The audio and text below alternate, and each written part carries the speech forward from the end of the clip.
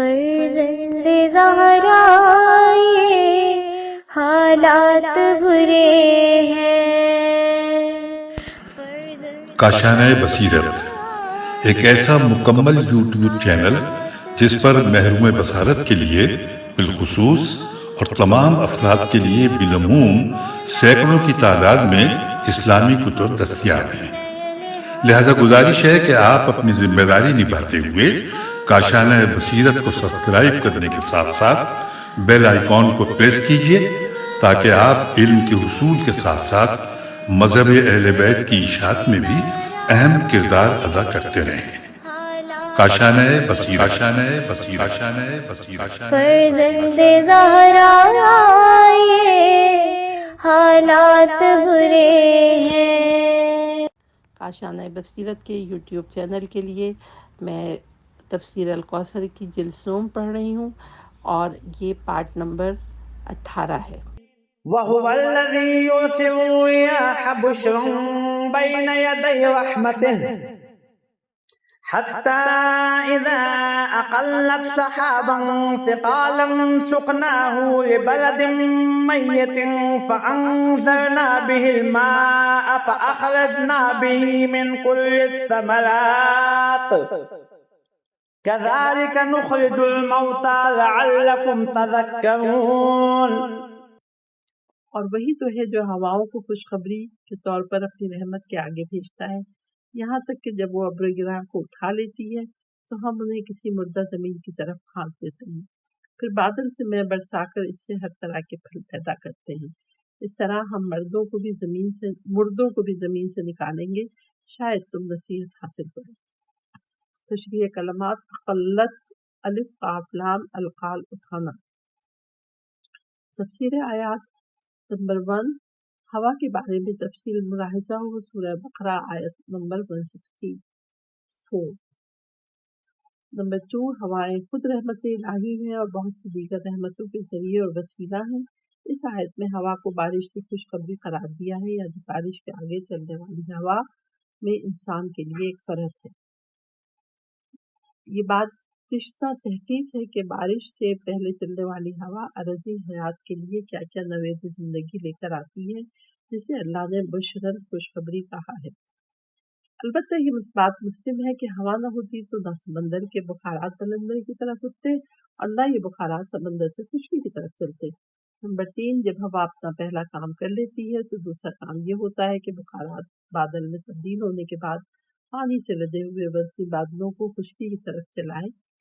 Number 4، مردہ زمین کو ہم سیراب کرتے ہیں، جس زمین میں نباتی حیات نہیں ہے اس کو مردہ زمین کہتے ہیں۔ نمبر 5، جیسا کہ ہم مردہ زمین سے نباتی حیات پیدا کرتے ہیں، اسی طرح سے ہم مردوں کو زندگی دیتے ہیں۔ Page number 233۔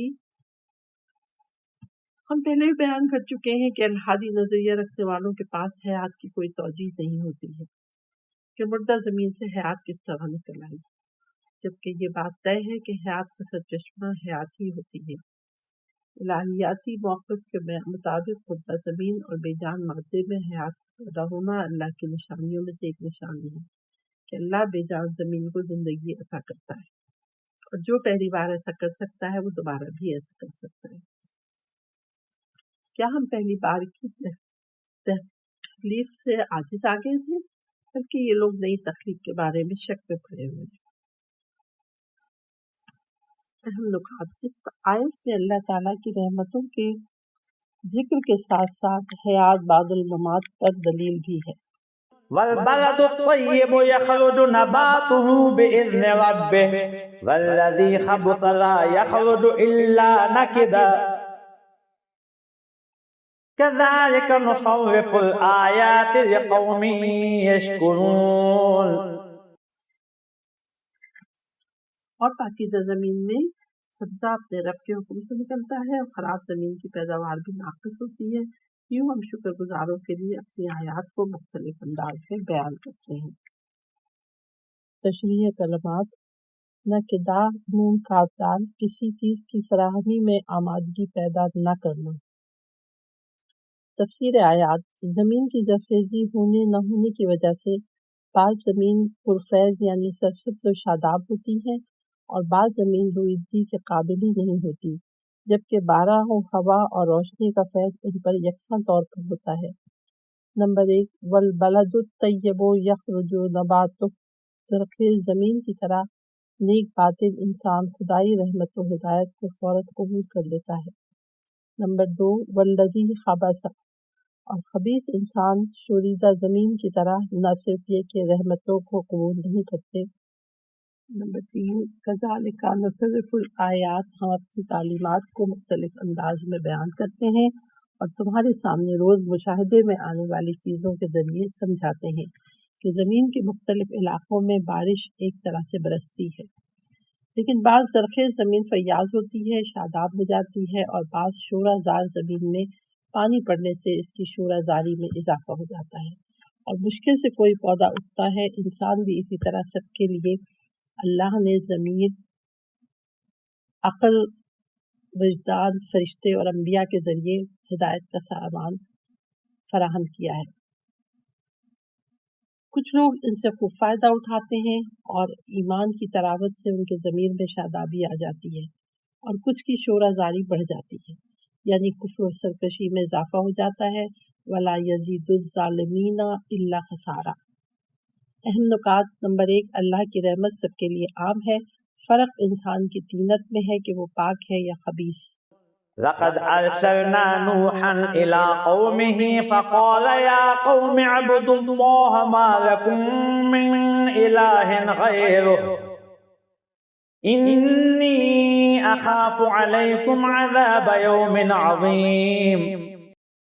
ہم نے نوح کو ان کی قوم کی طرف بھیجا، بس انہوں نے کہا اے میری قوم، تم اللہ ہی کی عبادت کرو، اس کے سوا تمہارا کوئی معبود نہیں ہے، مجھے تمہارے بارے میں ایک عظیم دل کے عذاب کا ڈر ہے۔ تفسیر آیات ہیڈنگ ہے۔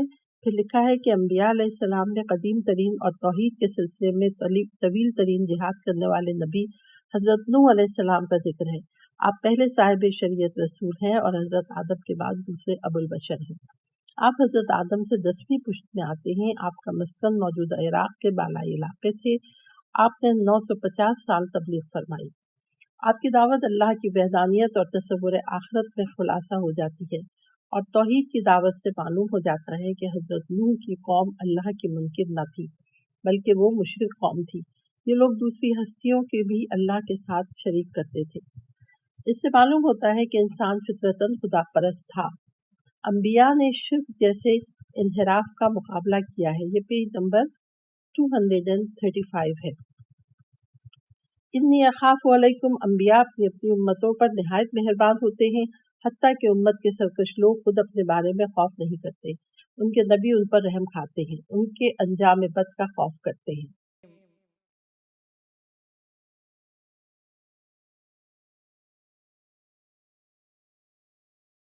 قال الملأ من قومه إنا لنراك في ضلال مبين قال يا قوم ليس بي ضلالة ولكني رسول من رب العالمين۔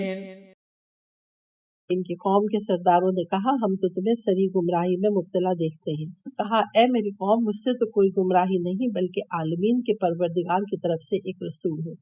تفسیر آیات نمبر 1۔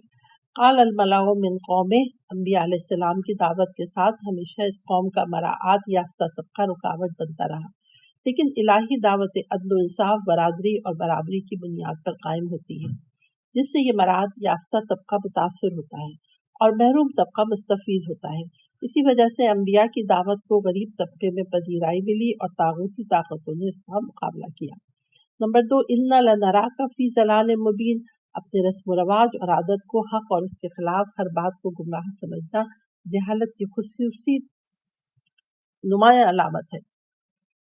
حضرت علی علیہ السلام کا فرمان قابل توجہ ہے کہ لوگ اس چیز کے دشمن ہوتے ہیں جس کو وہ نہیں جانتے۔ نمبر 3، قال یا قومی لیس بی ضلالہ، حضرت نوح علیہ السلام کا جواب یہ تھا کہ میں گمراہ نہیں ہوں، میں تو رب العالمین کا رسول ہوں۔ رب العالمین ہی حقیقت اور حقیقت ہے اور اس کے مقابلے میں آنے والے جلالت پر ہیں۔ أبلغكم رسالات ربي وأنصح لكم وأعلم من الله ما لا تعلمون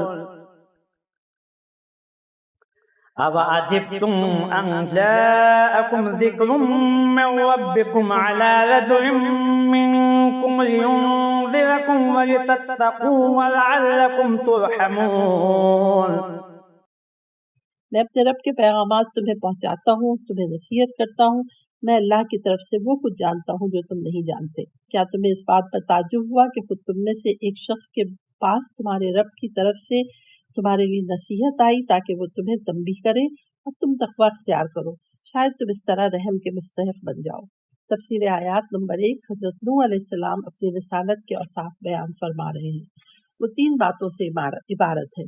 نمبر 1، ابلغکم، میں اپنے رب کے پیغامات تم تک پہنچاتا ہوں۔ نمبر 2، وانصح لکم، خود لوگوں کے مفاد کی باتیں بتانا نصیحت ہے، چنانچہ نصیحت کے خلوص سے معنی کیے گئے ہیں۔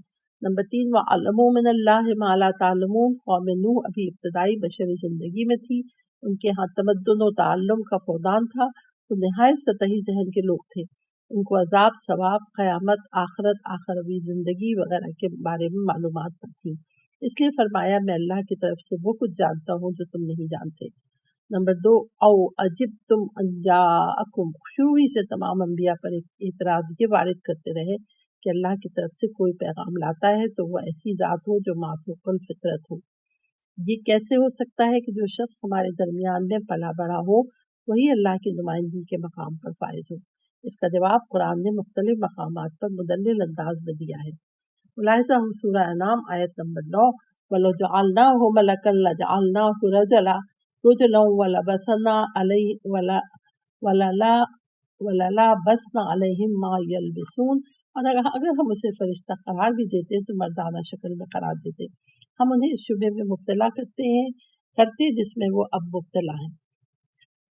انبیاء کی مبعوث کرنے کے یہاں چند ایک مقاصد بیان ہوئے۔ نمبر 1، لِيُنذِرَكُمْ، تنبیہ کرنے، آنے والے خطرات سے تنبیہ کرنا۔ نمبر 2، وَلِتَتَّقُوا، لوگ ان خطرات سے محفوظ رہیں۔ نمبر 3، رحمت الہی ان کے شامل حال رہے۔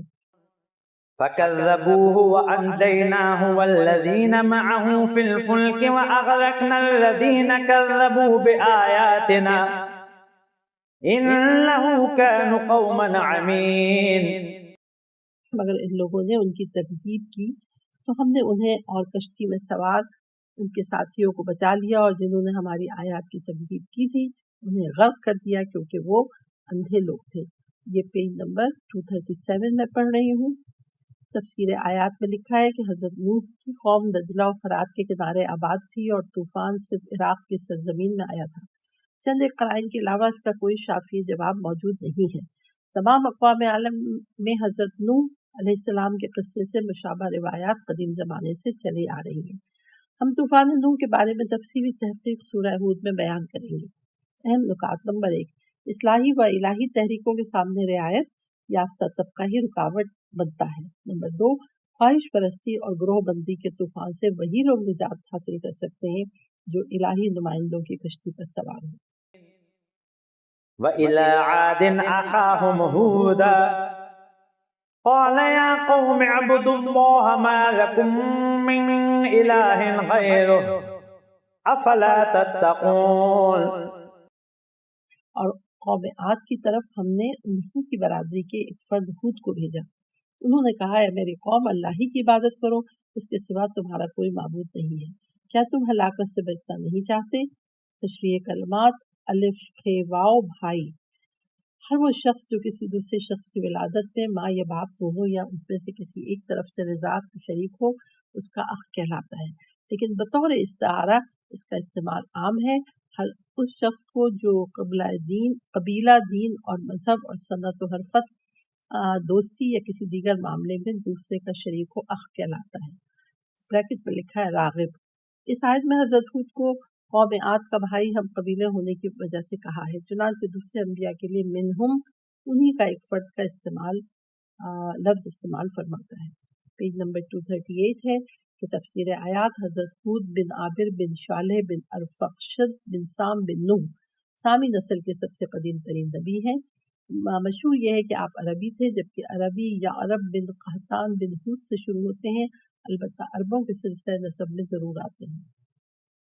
ہیڈنگ ہے قوم عاد، کولن لگا ہے، پھر آگے لکھا ہے کہ اگرچہ عرب کا سلسلہ تو یا عرب بن قحطان سے شروع ہوتا ہے اور عاد یا عرب سے 5 پشت پہلے کا ہے۔ یا عرب بن قحطان بن ہود بن عبداللہ بن ریاب بن جلود بن عاد، تاہم سلسلہ نسب کے اعتبار سے قوم عاد کو قدیم ترین عرب قوم سے تعبیر کیا گیا ہے۔ قرآن کے مطابق اس قوم کا مسکن الاحقاف کی سرزمین تھی۔ اس قوم کا مسکن الاحقاف کی سرزمین تھی۔ احقاف کا علاقہ شرقاً غرباً عمان سے یمن تک اور شمالاً جنوباً نجد سے حضر موت تک پھیلا ہوا تھا۔ یہ قوم اپنے زمانے کی تمدن تھی، ستونوں والے عرب کے ساتھ، جس کی نظیر کسی ملک میں نہیں بنائی گئی۔ پھر وہ ایسے ہو گئے کہ ان کے گھروں کے سوا کچھ دکھائی نہ دیتا تھا۔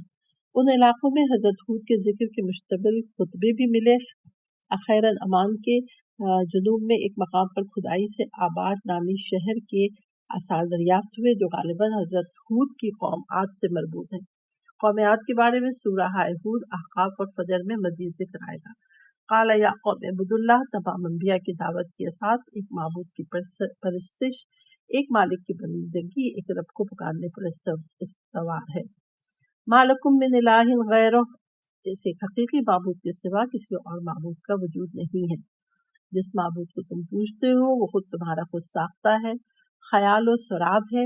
افلا تتقون، کیا تم اپنے بچاؤ کرنا نہیں چاہتے؟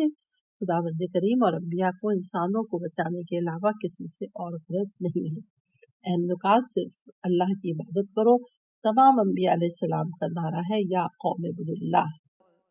قال الملأ الذين كفروا من قومه إنا لنراك في سفاهة وإنا لنظنك من الكاذبين قال يا قوم ليس بي سفاهة ولكني رسول من رب العالمين أبلغكم رسالات ربي وأنا لكم ناصح أمين۔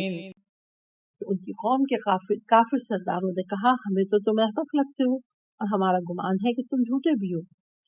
انہوں نے کہا، اے میری قوم، میں احمق نہیں ہوں بلکہ میں تو رب العالمین ہوں، میں تمہیں اپنے رب کے پیغامات پہنچاتا ہوں اور میں تمہارا ناصح اور امین ہوں۔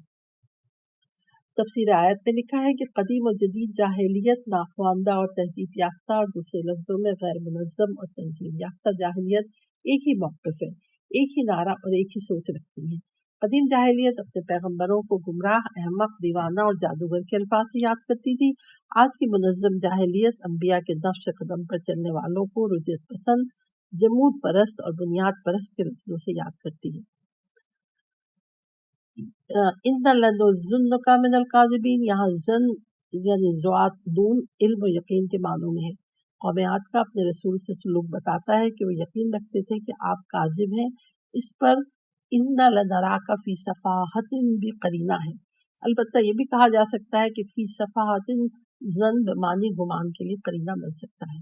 جواب میں حضرت ہود نے اپنا تعارف اس طرح کرایا کہ میں عالمین کے پروردگار کی طرف سے پیغام لے کر آیا ہوں، میرا کام تبلیغ احکام اور تمہیں نصیحت اور حق کی راہ کی طرف تمہیں ہدایت کرنا ہے۔ ان سب ذمہ داریوں کو نبھانے کے لیے میں امین ہوں۔ اہم نکات، نمبر 1، سطحی اور مادی سوچ رکھنے والے دینداروں کو بے وقوف سمجھتے ہیں۔ یہ ایسا ہے کہ ہمیشہ کی صحت کے لیے معالجے کی وقتی تکلیف اٹھانے کی کوئی حماقت سمجھے، یا رہبر و قائد وہ ہوتا ہے جو دوسروں کو نصیحت کرنے کی پوزیشن میں ہو اور امین بھی ہو۔ او عجبتم ان جاءكم ذکر من ربكم على رجل منكم لينذركم واذكروا إذ جعلكم خلفاء من بعد قوم نوح وزادكم في الخلق بسطة فاذكروا آلاء الله لعلكم تفلحون۔ کیا تمہیں اس بات پر تعجب ہوا کہ خود تم میں سے ایک شخص کے پاس تمہارے رب کی طرف سے تمہارے لیے نصیحت آئی تاکہ وہ تمہیں تنبیہ کرے اور یاد کرو جب قوم نوح کے بعد اس نے تمہیں جانشین بنایا اور تمہاری جسمانی ساخت میں وسعت دی یعنی تنومند کیا، پس اللہ کی نعمتوں کو یاد کرو شاید تم فلاح پاؤ۔ تفسیر آیات نمبر 1، اور अजिब्तुम इस जुमले की ज़ैल में तशरीह आयत नंबर 63 में हो चुकी है। नंबर 2 इस जअलकुम खुलफा हजरतों के बाद कुरान अर्श पर आबाद होने के एतबार से जानशीन कहा गया है, वरना हजरतों इराक में आबाद और हजरत नूह की हजरतों इराक में आबाद और हजरत हूद की कौम जुनूब अरब में आबाद थी। नंबर 2 वज़ादकुम फ़ील खल्क़ बस्तता तुमको जिस्मानी साख्त ने तनोमन किया। इससे बात वाज़ेह हुई कि कौम आद एक तमद्दुन याफ्ता कौम थी, इक़्तिसादी एतबार से खुशहाल थे और निजाती एतबार से अच्छे जसामत के लोग थे। इस जगह इसराइलियात पर मुश्तमिल खराफाती रवायात बहुत ज़्यादा है। बदकिस्मती से हमारी बाज़ तफासिर भी इन चीज़ों को जगह मिल गई है। नंबर 4 फस्कुरू आला अल्लाह की नेमतों को याद रखने का मतलब ये है नाशुक्री ना करो, इन नेमतों की कदरदानी करो। शुक्र कद्र ये है कि उसकी इताअत करो जिसने ये नेमतें अता की हैं। लअल्लकुम तुफ्लिहून, कामयाबी का वाहिद रास्ता यही है। अहम नुकात, जिस्मानी हैकल और कदो कामत में तनोमंद होना अल्लाह की नेमत है। قالوا أجئتنا لنعبد الله وحده ونذر ما كان يعبد آباؤنا فأتنا بما تعدنا إن كنت من الصادقين۔ उन्होंने कहा, क्या तुम हमारे पास इसलिए आए हो कि हम खुदाए वाहिद की इबादत करें और जिनकी हमारे बाप दादा परस्तिश करते थे उन्हें छोड़ दें? बस अगर तुम सच्चे हो तो हमारे लिए वो अजाब ले आओ जिसकी तुम हमें धमकी देते हो। तफसीर आयात में लिखा है कि इस आयत में दीगर मुताद्दिद तारीखी और दीगर शवाहिद से ये बात साबित है कि तमाम कदीम कौमें खुदा परस्त थीं। अम्बिया लोगों को तौहीद की दावत देते रहे हैं, यानी असल दीन लोगों में फितरतन मौजूद था। अम्बिया इन हराफात के खिलाफ जिहाद करते रहे। इससे ये फ़र्ज बातिल साबित होता है कि दीन खौफ, जहालत और इक़्तिसादी अवामिल वगैरह की वजह से वजूद में आया है। अजतना लिनअबुदल्लाह वहदहू, एक माबूद की परस्तिश, उसकी सकाफत में नामारूफ इस्तिलाह और उनकी लुगत में अजनबी लफ्ज़ था। फिर अपने मुसल्लमा मजहब को तर्क करने की दावत उन्हें ख़ास अजीब दावत लगती थी। फातिना बिमा ताइज़ना, वो अजाब लिया जिसकी तू हमें धमकी देता है। एक इस्तेहज़ा और इंतहाई हक़ारत का इज़हार है कि जो कुछ कर सकते हो कर लो। अहम नुकात, आबा व अजदाद की अंधी तक़लीद शिर्क व इस्यान का बाइस है। قال قد وقع عليكم من ربكم رجس وغضب أتجادلونني في أسماء سميتموها أنتم وآباؤكم ما نزل الله بها من سلطان فانتظروا إني معكم من المنتظرين۔ हूद ने कहा, तुम्हारे रब की तरफ से तुम पर अजाब और गजब मुकर्रर हो चुका है। क्या तुम मुझसे ऐसे नामों के बारे में झगड़ते हो जो तुमने और तुम्हारे बाप दादा ने रख लिए हैं? अल्लाह ने तो इस बारे में कोई दलील नाजिल नहीं की है, बस तुम इंतजार करो, मैं भी तुम्हारे साथ इंतजार करता हूँ। तफसीर आयात, क़द वक़ा अलैकुम, जिस अजाब को आना था वो आने ही वाला है, उस अजाब के साथ गज़ब इलाही भी होगा। पेज नंबर 241 है कि नंबर 2 अतजादलूननी फी अस्मा, वो अपने खुद साख्ता नामों को हकीकत का रूप देकर झगड़ते थे, यानी जिन बुतों को उन लोगों ने माबूद का नाम दे रखा था वो इसमें बेमुसम्मा है। दरिया का माबूद, खुशकी का माबूद, रिज़्क़ का माबूद वगैरह वगैरह अल्फाज बेमानी हैं। मसलन बारिश का माबूद, जंग का माबूद।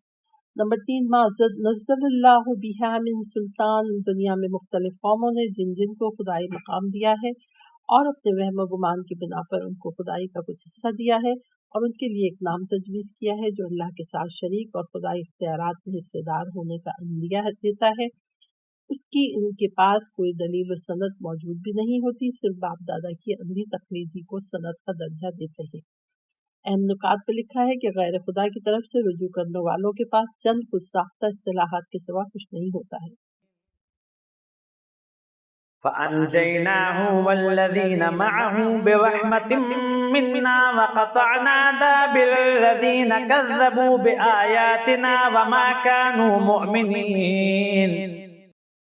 हमने अपनी रहमत के जरिए हूद और उनके साथियों को बचा लिया और जो हमारी आयत को झुटलाते थे उनकी जड़ काट दी। کہ وہ تو ایمان لانے والے ہی نہ تھے۔ تفسیر آیات میں لکھا ہے کہ قوم عاد کا وہ حصہ جو عذاب الہی سے نابود ہو گیا اس کو عاد اولا کہتے ہیں، اور حضرت ہود کے ساتھ جو باقی حصہ رہا اس کو عاد ثانیہ کہتے ہیں۔ قوم عاد کو طوفانی آندھی سے تباہ کر دیا گیا، ان کا نام و نشان تک باقی نہ رہا۔ تاریخی شواہد اور آثار قدیمہ کے انکشافات سے بھی پتہ چلتا ہے کہ عاد اولا بالکل تباہ ہو گئی تھی اور اس کے بعد عاد ثانیہ آباد رہی، اور شریعت ہود کے مطابق حکمران حکومت اور فیصلے کرتے تھے اور اقتصادی اعتبار سے بھی خوشحال لوگ تھے۔ اہم نکات: نمبر 1، خاتم الرسل کے بعد جہاں بلا واسطہ حجت خدا پوری کرنے کے لیے نبوت کا دروازہ بند ہو گیا تھا، اس قسم کے عذاب الہی کا سلسلہ بھی بند ہے۔ وَإِلَى ثَمُودَ أَخَاهُمْ صَالِحًا قَالَ يَا قَوْمِ اعْبُدُوا اللَّهَ مَا لَكُم مِّنْ إِلَٰهٍ غَيْرُهُ قَدْ جَاءَتْكُم بَيِّنَةٌ مِّن رَّبِّكُمْ هَٰذِهِ نَاقَةُ اللَّهِ لَكُمْ آيَةً فَذَرُوهَا تَأْكُلْ فِي أَرْضِ اللَّهِ وَلَا تَمَسُّوهَا بِسُوءٍ فَيَأْخُذَكُمْ عَذَابٌ أَلِيمٌ۔ اور قوم سمود کی طرف سے ہم انہی کی برادری سے کہ ایک فرد صالح کو ہم نے بھیجا، انہوں نے کہا اے میری قوم، اللہ ہی کی عبادت کرو، اس کے سوا تمہارا کوئی معبود نہیں ہے، تمہارے رب کی طرف سے تمہارے پاس واضح دلیل آ چکی ہے۔ یہ اللہ کی اونٹنی ہے جو تمہارے لیے ایک نشانی ہے، اسے اللہ کی زمین میں چڑھنے دینا، اسے برے ارادے سے ہاتھ نہ لگانا ورنہ دردناک عذاب تمہیں آ لے گا۔ تفسیر آیات: سمود ان کا بزرگ سمود کی طرف منسوب ہے۔ سمود بن جیشر بن ارم بن سام بن نوح قوم سمود عرب کے مغربی اور شمالی علاقوں میں آباد تھی۔ ان کے دارالحکومت کا نام الحجر تھا، چنانچہ سورہ حجر میں فرمایا وَلَقَدْ كَذَّبَ أَصْحَابُ الْحِجْرِ الْمُرْسَلِينَ، اور بتحقیق حجر کے باشندوں نے بھی رسول کی تکذیب کی۔ الحجر کا موجودہ نام مدائن صالح ہے جو حجاز سے شام کو جانے والے قدیم راستے پر واقع ہے۔ حضرت صالح علیہ السلام کے شجرہ نسب کے بارے میں کہتے ہیں صالح بن آصف بن کاشف بن اردم بن سمود بن جیشر بن ارم بن سام بن نوح علیہ السلام۔ قال یا قوم اعبدوا اللہ، حضرت صالح کی دعوت ایک معبود کی بندگی کرنے اور غیر اللہ کی بندگی نہ کرنے کی عبارت ہے جو تمام انبیاء کی دعوت ہے۔ قد جاءتکم بینۃ من ربکم، تمہاری رب کی طرف سے واضح دلیل اور معجزہ آ چکا ہے۔ اگلے جملے میں اس کی وضاحت ہے کہ یہ واضح معجزہ ناقہ ہے۔ هذه ناقۃ اللہ، ناقہ صالح۔ بعض حضرات کا خیال ہے کہ ناقہ صالح ایک معمول کی اونٹنی تھی، کوئی معجزانہ طریقے سے وجود میں نہیں آئی تھی، صرف یہ کہ اس اونٹنی کو امان کی علامت قرار دیا تھا۔ جب بھی کوئی اسے اونٹنی کو گزن پہنچائے گا عذاب الہی نازل ہوگا۔ تعجب کی بات ہے اس اونٹنی میں اگر کوئی حجت کوئی معجزہ نہ ہو تو اسے گزن پہنچانے سے عذاب کیوں آئے گا؟ پیج نمبر 244 ہے۔ متعدد قرآنی آیات سے یہ بات واضح ہے کہ ناقہ صالح ایک معجزہ اور ایک حجت کے طور پر وجود میں آئی تھی۔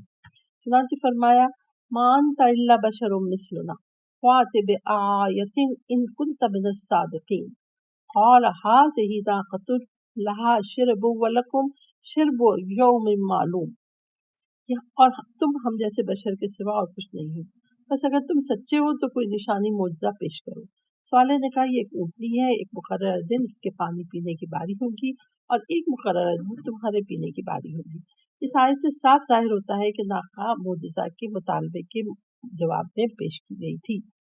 وَآتَيْنَا ثَمُودَ النَّاقَةَ مُبْصِرَةً فَظَلَمُوا بِهَا وَمَا نُرْسِلُ بِالْآيَاتِ إِلَّا تَخْوِيفًا، اور سمود کو ہم نے اونٹنی کی کھلی نشانی دی تو انہوں نے اس کے ساتھ ظلم کیا، اور ہم ڈرانے کے لیے ہی نشانیاں بھیجتے رہے۔ سورہ قمر میں فرمایا کہ بے شک ہم اونٹنی کو ان کی آزمائش بنا کر بھیجنے والے ہیں۔ اس آیت میں لفظ بھیجنے والے سے مرسل سے ظاہر ہوتا ہے کہ یہ ناقہ معجزانہ طور پر وجود میں آئی تھی۔ فَذَرُوهَا تَأْكُلْ، اس کو چرنے دو، ہاتھ نہ لگاؤ، اگر تم نے اس کو بری نیت سے ہاتھ لگایا تو تم پر عذاب آ جائے گا۔ چنانچہ اس قوم نے ناقہ صالح کی پونچھیں کاٹ ڈالی، اسے قتل کیا، فوراً ان پر عذاب نازل ہو گیا۔ واضح رہے کہ اللہ تعالیٰ اپنے رسولوں کو اپنے دعوی نبوت کے اثبات کے لیے ضروری معجزہ پہلے ہی فراہم فرماتا ہے۔ اس معجزے کے انکار پر عذاب نہیں آتا، اس کے مزید معجزے کا مطالبہ منظور نہیں ہوتا، اگر منظور ہو گیا اور اس کا انکار ہو گیا فوری عذاب آ جاتا ہے۔ قوم صالح نے ناقے کے معجزے کا مطالبہ کیا، یہ معجزہ دکھایا گیا، انکار پر نازل ہوا۔ واذكروا إذ جعلكم خلفاء من بعد عاد وبوأكم في الأرض تتخذون من سهولها قصورا وتنحتون الجبال بيوتا فاذكروا آلاء الله ولا تعثوا في الأرض مفسدين۔ اور یاد کرو جب اللہ نے قوم عاد کے بعد تمہیں جانشین بنایا اور تمہیں زمین پر آباد کیا، تم میدانوں میں محلات تعمیر کرتے ہو اور پہاڑ کو تراش کر مکانات بناتے ہو، بس اللہ کی نعمتوں کو یاد کرو اور زمین میں فساد نہ کرتے پھرو۔ یہ پیج نمبر 245 ہے۔ تفسیر آیات نمبر 1، خلفاء من بعد عاد ثم ثمود، قوم سمود کو تمدن و آباد کاری میں قوم عاد کا جانشین بنایا۔ وبوأکم فی الارض، قوم سمود اپنے زمانے کی متمدن ترین قوم تھی، صنعت میں بھی حیرت انگیز ترقی حاصل کی تھی۔ چنانچہ قرآن کی آیت کے مطابق وہ میدانوں میں قصور و محلات تعمیر کرتے تھے اور پہاڑوں کو تلاش کر کے ان کے اندر عالیشان محلات بناتے تھے۔ چنانچہ مدائن صالح میں اب تک ان عمارتوں کے آثار نمایاں طور پہ موجود ہیں۔ ان کو دیکھ کر اس قوم کی صنعتی ترقی کا اندازہ ہوتا ہے۔ کہتے ہیں وہ سردیوں میں پہاڑوں کے اندر تراشے ہوئے گھروں میں رہتے تھے اور گرمیوں میں میدانوں میں موجود قصور میں۔ بعض روایات کے مطابق رسول کریم صلی اللہ علیہ وسلم غزوہ تبوک جاتے ہوئے ادھر سے گزرے تو آپ نے اس کنویں کی نشاندہی کی جس سے ناقہ صالح پانی پیتی تھی، اور فجل ناقہ نامی وہ درہ بھی دکھایا بعض روایت کے مطابق جہاں سے اونٹنی نکلی تھی۔ ابو الحسن اشعری کا کہنا ہے کہ میں سمود کی سرزمین سے گزرا تو اونٹنی کا سینہ ناپا تو 60 ہاتھ تھا۔